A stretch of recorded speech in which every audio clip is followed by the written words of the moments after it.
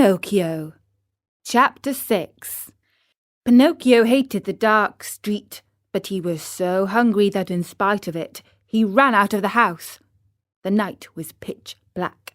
It thundered, and bright flashes of lightning now and again shot across the sky, turning it into a sea of fire. An angry wind blew cold and raised dense clouds of dust, while the trees shook and moaned in a weird way.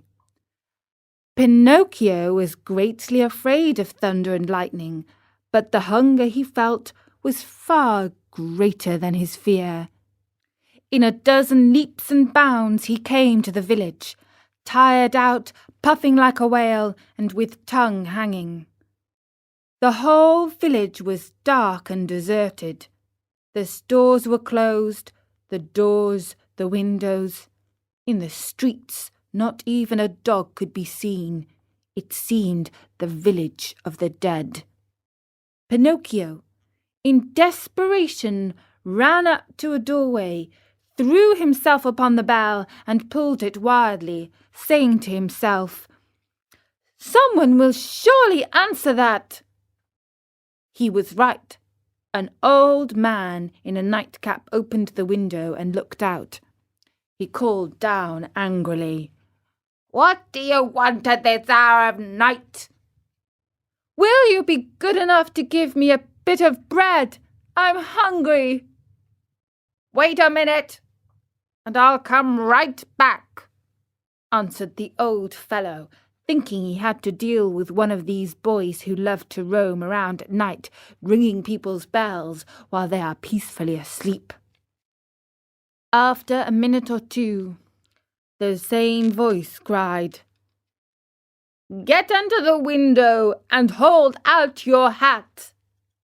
Pinocchio had no hat, but he managed to get under the window just in time to feel a shower of ice-cold water pour down on his poor wooden head, his shoulders, and over his whole body.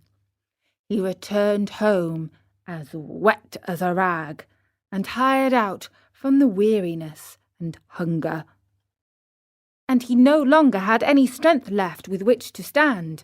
He sat down on a little stool and put his 2 feet on the stove to dry them.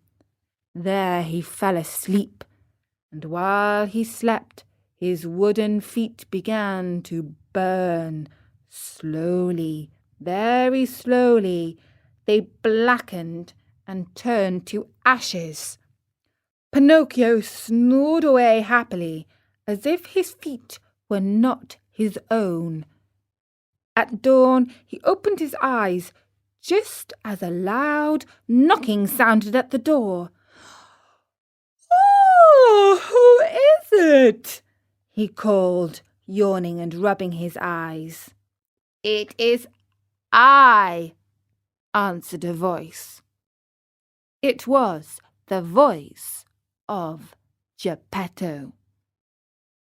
And that was Chapter 6 of Pinocchio.